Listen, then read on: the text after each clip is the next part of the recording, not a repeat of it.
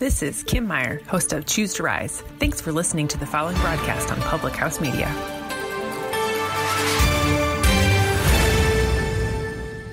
This is Robert Gardner, host of Fantasy Wizards here on Public House Media. Thanks for listening to the following broadcast on Public House Media. Once you're done with this episode, I hope you'll come check out my show, Fantasy Wizards, where we talk all about fantasy football. A new show comes out every Tuesday and Thursday night. Don't forget to subscribe on iTunes so you'll never miss an episode of Fantasy Wizards. Thank you again for checking out the following broadcast on Public House Media.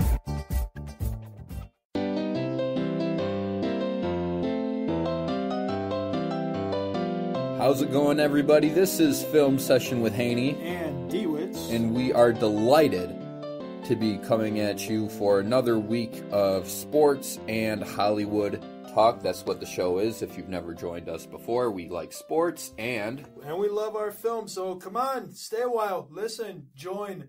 We'll talk about sports, we'll talk about entertainment, and we're going to have a great time doing it. So, as D-WICZ said, stick around, because you're in for a bumpy ride. Yes. Excellent, Smithers. Even though that wasn't... Oh, no, Simpsons movie was. Simpsons movie, by far, a very underrated animated movie, but that's going way off topic. I'm a huge Simpsons fan, but I've only seen the movie once. It's surprisingly very, very good, and you have to wonder that Family Guy at some point in time is going to be making a movie as well. I don't know if they will. I'm pretty sure they would. With the right story that they would technically write down. I'm sure if they're almost trying to marvel what the Simpsons have done and the success they have, I'm sure they're trying to mirror image that. Because South Park has already made two animated movies, and then Team America World Police. You have to figure Family Guy has to transcend that route of being an animated movie. I think South Park only did one. Well, that was the bigger, longer, and uncut. And then Team America World Police, which wasn't South Park, it was just Trey Parker and Matt Stone. Right. So which was still very good. I thought it was hilarious. Yes. Anyways, boy, we didn't even get started with the show yet. We already went off on a tangent about. Hey, it's all right. It's all right. We're bringing variety. Right. It's what the show is. You never know where it's gonna go. We have a structure that we like to follow, and then we completely get off path. You know what? Sometimes we like to follow order. Sometimes we don't. We're just average Joes liking to talk about every little thing that has to deal with sports and with film. We enjoy the stuff that we love, and we hope you guys and girls will also enjoy our show as well. Even if you're not a sports person, sit, listen to us. Maybe you'll have an opinion or so, and you can always feel free to drop it on one of our social media pages. And before we get started, we of course have to mention Public House Media, the site and platform for our show. They are the people that are allowing us to talk about our passion and share it with you. So check out Public House Media and all the other shows that they have to offer on there, including Coffee with Keith and Katie, the live Facebook show that I am a part of with my favorite co-host. Wow. My wife. Oh, well that's only fair. I can't accept your wife there as your favorite co-host there, but I could certainly try. D-WICZ, you're my third favorite co-host. Well, who's the second? I only have two. Oh. So you're literally just cutting the middleman out of that one and just throwing me in there. All right. Now that we're about 5 minutes into the show and we haven't really even started the show yet. Hot dog. Let's get started. Shall we? I was watching HBO recently, and I saw on there that they came out with a new documentary about Steven Spielberg, and it's a long one. It's about 2.5 hours. I have not finished it, but I have started it. And so far, it's very interesting, I think, and very informative. And they go into... They obviously start with Spielberg as a child and, how he grows up. And they spoke of how he was really this child director prodigy from a very early age, and he was directing these really, I would not like high budget movies. They were TV movies when he first started out in his mid to early 20s. Yeah, the first TV movie that he directed at 21 years old. Yeah.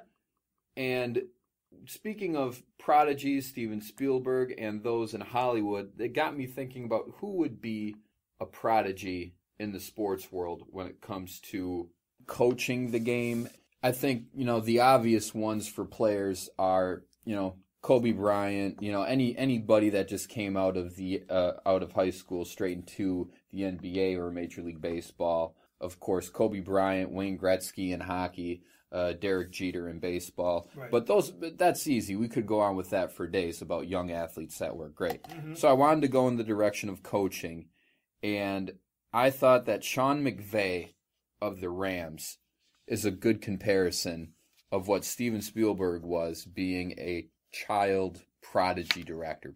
That's a fair comparison. Although you have to see with Sean McVay what he's able to do in the second year. Is he able to maintain the wonderful success that you could sort of compare him to Steven Spielberg? Now, Steven Spielberg, when he was 29, he directed the movie Jaws.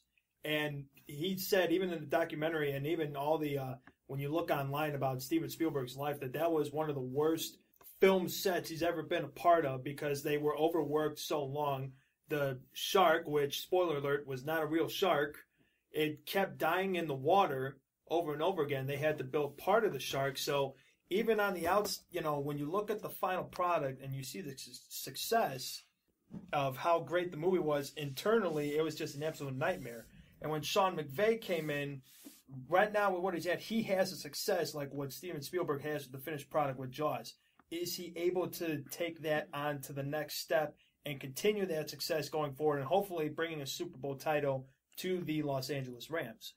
The thing that I really think will help Sean McVay throughout his entire coaching career, now keep this in mind, he's only 31. He was hired when he was 30. Youngest head coach hire in NFL history. And the Rams were awful last year. Right now, he has them at the top of their division. Nobody expected him to do well because the Rams were terrible last year with Fisher. Right. And now, all of a sudden, they're at the top of their division. They're doing very well. They're probably going to make the playoffs, if not have home field advantage throughout the playoffs if they keep winning. That's a big note right there on your part. Home field advantage. Hey, they're on top of their division, and all they have to do is keep winning, and they'll most likely have home field advantage throughout. Can you imagine that?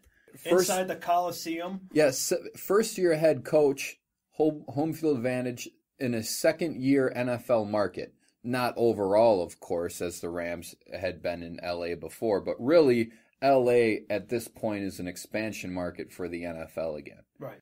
That would be just the greatest story ever. First-year head coach with a struggling franchise that had just moved. It's made for a movie. It is.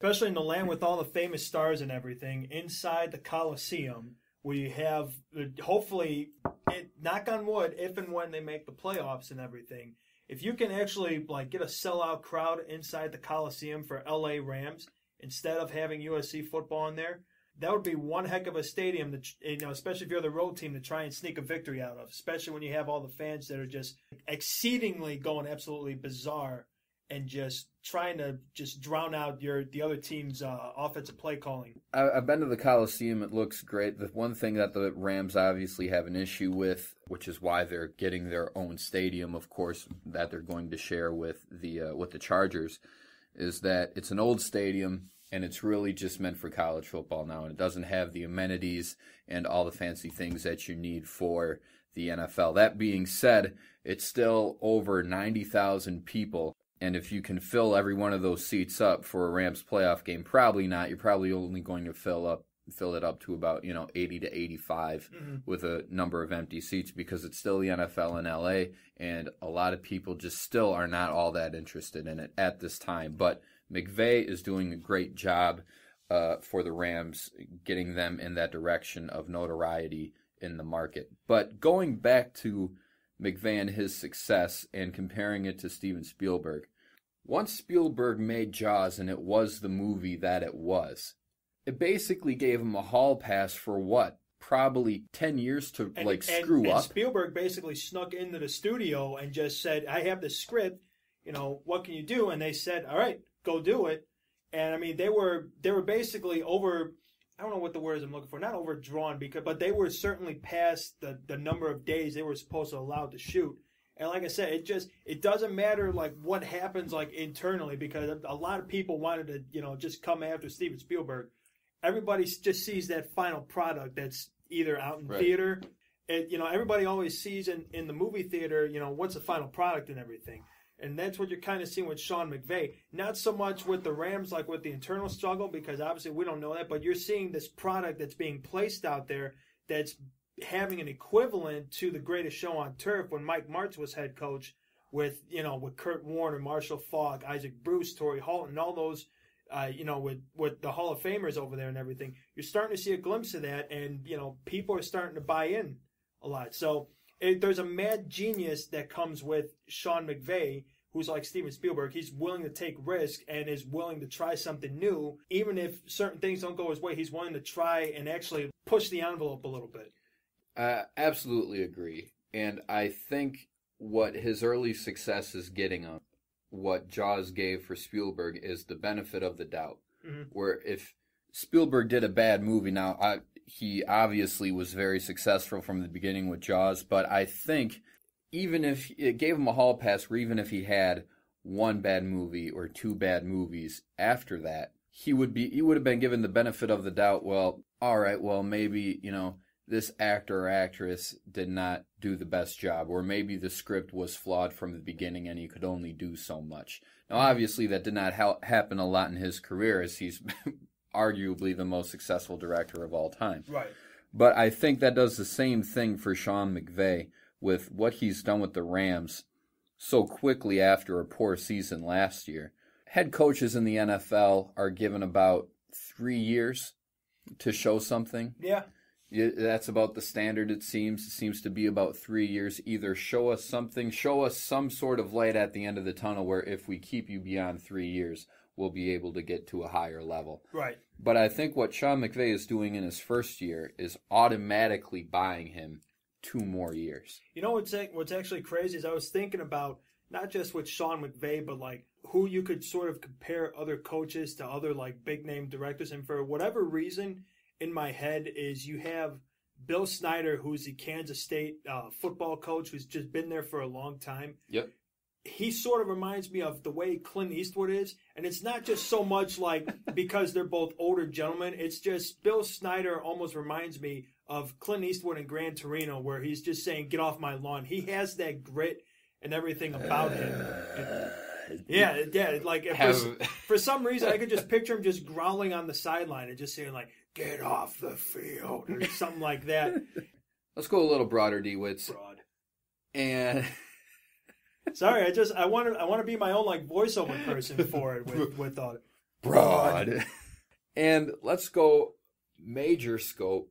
All 4 major sports in America: football, basketball, baseball, and hockey. I know some people would argue soccer over hockey, but they still play hockey at the highest level in America. They do not play soccer at the highest level in America. Yeah, thanks for the World Cup there. Right. So football, basketball, hockey, baseball got me thinking, what movie genres would those sports fall into?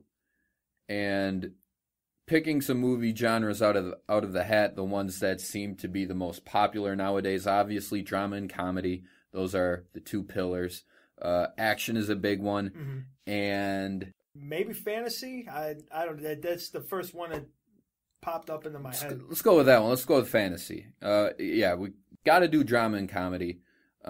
Action is a big one, of course, and I like that one too, fantasy. So football, basketball, baseball, hockey, and drama, comedy, action, and fantasy. How would you pair those up? What would be football for you? You know what's funny is I think 3 out of the 4 sports can actually encapsulate like all of them. And with football could definitely be that one sport that can encapsulate all 4 of them. But I sort of picture football, it can go either one of 2 ways. It can either go fantasy or it can go drama between the 2. If I had to choose one, I would probably go with fantasy a little bit. Just because fantasy for football. With fantasy, it just rolls off the tongue there. There's so many people all over the country that at least are at least in one league where they are not. I feel like people are just more devoted to fantasy than just the actual football game, because people only care about the players that they have on their team. And it's just basically when you are on your your iPhone, whatever smartphone you have, or you're on your laptop and everything, and you're drafting like whichever player you want, you are building a fantasy, like, and you're just picturing yourself as this like GM and head coach in this fantasy realm of your team potentially winning, first place, winning a trophy, or if you're in a money league, doing that sort of stuff. So that's where the fantasy can sort of be drawn into football. And definitely fantasy football has overtaken now there's a fantasy league for everything. There's fantasy basketball, baseball, hockey, soccer. But there's more devotion with fantasy football. It's such a bigger deal for fantasy football now. It's easier to pay attention to. Mm-hmm. You have one game a week. You don't have to adjust your roster rapidly like you do in other sports. Right. So definitely I would say fantasy football has overtaken every other fantasy activity there is for sports. However, keeping on the fantasy topic, I would say baseball would be the fantasy film genre. In what way? Well, first of all, now just going off the obvious as you did for fantasy football, fantasy started with baseball. I think they called it rotisserie league baseball. There was an ESPN 30 for 30 on it at one point. But the whole fantasy sport thing started with baseball. But I say baseball is more fantasy than anything else, because much like the fantasy movie genre, whether it be a whole film series or a movie trilogy, you have those crazy devoted fans that claim whatever movie it is, whatever film series it is, it's the greatest thing of all time and it's better than the rest. And you still have those old school baseball fans that, to me, are living in a fantasy world that don't want instant replay as a part of baseball and don't bring all these... I'd say it's a gentleman's game, but that's more golf. Right, but they're just don't bring all this stuff into baseball. It's great the way it is, and Wrigley Field with no replays and everything like that. For me, it just seems like baseball fans, diehard baseball fans, are in this fantasy world that don't believe that any modern technology should be introduced to the game by any means, and they still think it's America's favorite pastime. It hasn't been America's favorite pastime for the last 20 years. That's been football. Not to rip on baseball by any means. I was going to say, I don't know about 20 years.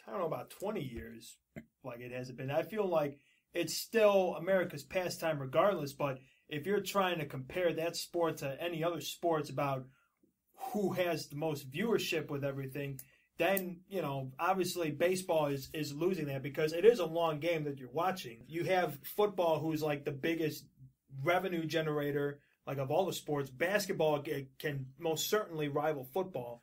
Lately, with basketball, you definitely can, because of all the storylines. And basketball is definitely, it's a more worldwide sport, where American football is still very concentrated to America. They're trying to fix that by, bringing all those games over to London. Right. But we'll see that. But for me, that's my reason baseball is fantasy. I think people, the fans that like baseball, that are really diehard baseball fans, because I enjoy baseball too, but I think that I'm living a little bit more of the real world to some of those diehard baseball fans that don't believe that any modern technology should be introduced to the game, to replay, to calling balls and strikes. And I'm not necessarily, an advocate for the balls and strikes thing, because a lot of that can go into how great of a catcher can be. A great catcher can make a ball look like a strike depending on how little he can adjust himself. So a catcher plays a big role into that as well. But I think baseball falls into the fantasy category for me. I see baseball falls into drama a little bit, just because, like, obviously with the way that the last two World Series has gone, with all the drama that led up to it, especially last year when you had the Cubs and the Indians, the two franchises that have had the longest drought of winning a championship. And there's just so much drama that played into it. Even this year, you had the Astros, who was looking for their very first World Series title. You had then the L.A. Dodgers, who obviously, when you go to L.A., it's almost like talking about the L.A. Rams again.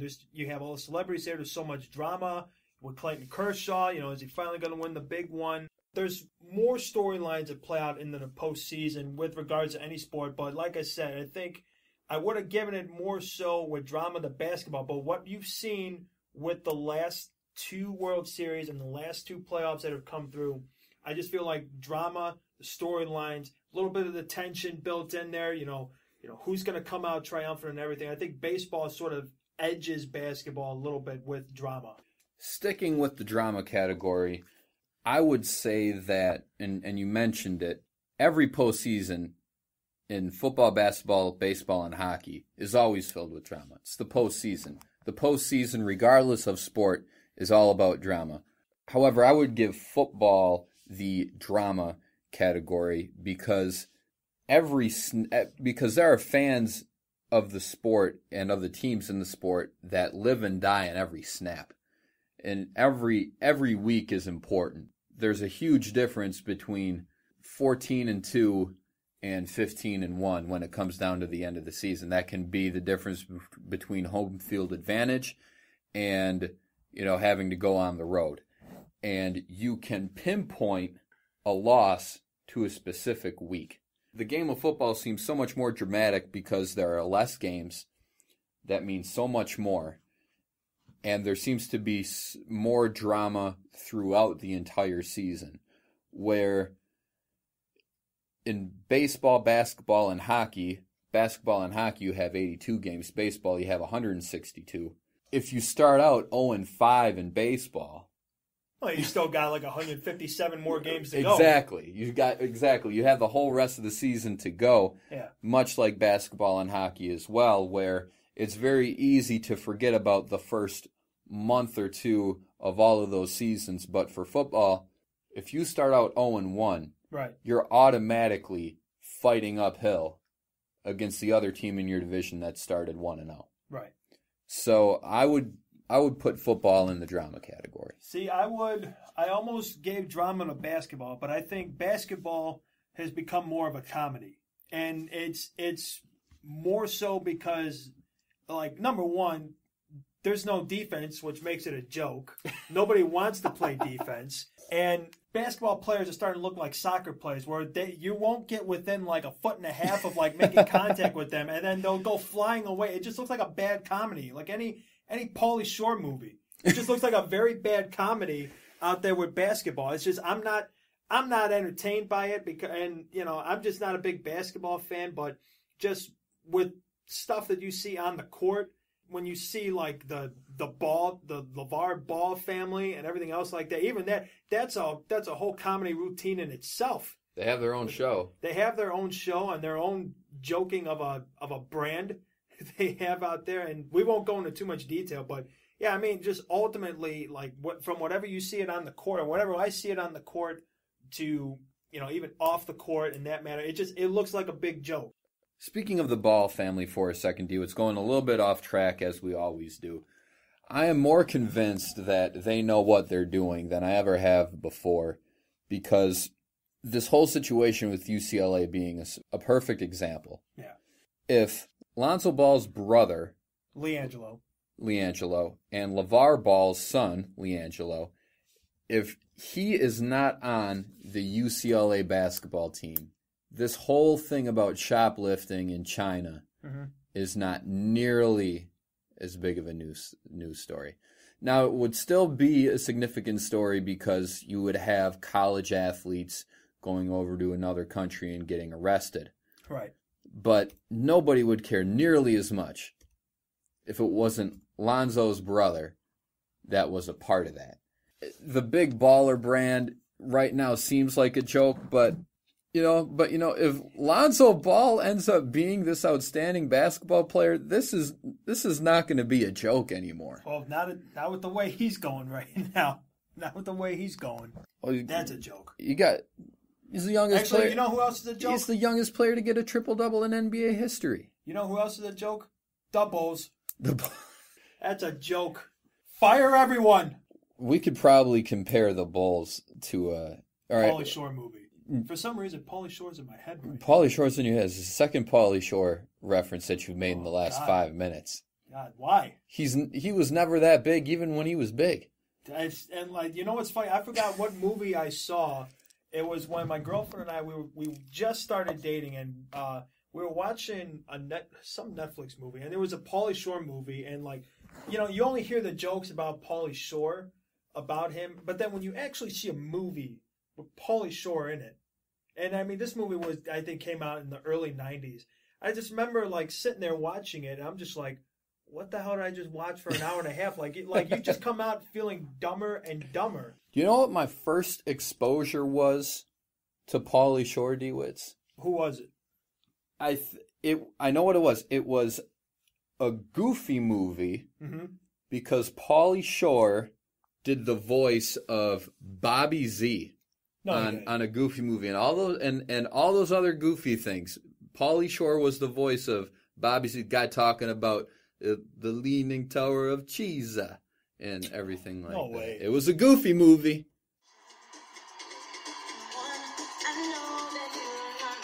What was the name of that band? Powerline? Yeah. Powerline. Yeah. Going to that Powerline concert. It was awesome. And you know what's funny? I always thought for the longest time that was Michael Jackson that was singing that song. I think it was their version of Michael Jackson, probably. But, yeah, comedy. We completely got off on a tangent there for a second, but basketball comedy for me as well. I think we're right on track with that and all the references that you made. And I think we can both agree that I think hockey definitely is action. Hockey is definitely action. Just nonstop speed. But it's one of those where, like, you can't watch it on TV. You have to experience it more when you're inside the arena. There's a whole difference as from watching on TV to when you're actually in the arena. You feel the excitement because it's such a small rink and everything, and there's not a lot of space for players to maneuver around, and there's such little nets that just like you're constantly on you're either on your feet, you're on the edge of your seat, you're cheering for your team. If anyone's ever in Chicago and you get a chance to go to the Madhouse on Madison for a Blackhawks game, check it out. It's one of those sports where literally you can say blink and you'll miss something. Yes. Because any shot on goal can go in. A puck goes off of a defender's skate. It bobbles goes off the pipe. Right, goes off the pipe, and that's one of the most breathtaking moments in sports because you see one of those snipers line up from the blue line and fire one of those shots at goal, and you hear that ting off of the bar. As one of the most makes your heart drop a little bit. Exactly, you hear everybody go oh ting. And I would absolutely agree. Nonstop action. Everything is moving at 100 miles per hour, and everybody's getting hit. And it's we would definitely agree. Hockey is action. So we disagreed. We flip-flopped football and baseball. I said football was drama. You said it's a fantasy. You said football was a fantasy. I think I came in a little harsh, a little hot on baseball, saying that was a fantasy. Both agreed. Basketball, comedy, hockey, action. Well, that's all we have this week for Film Session with Hoehne and D-WICZ. Can't forget to thank Public House Media once again for housing this show. Giving us a platform. Giving us a platform, giving us a voice. It's a place where everybody has a voice and where you can share it as well. So, hey, if you have an idea for a podcast, for a live Facebook show, hit them up on their website or Facebook page, and they will get in touch with you, and you can have a voice and share your passion with the rest of us as well, because we all got one. Once again, this has been Hoehne and D-WICZ, and this has been Film Session. Have a good week, and we will see you again. Adios, amigos.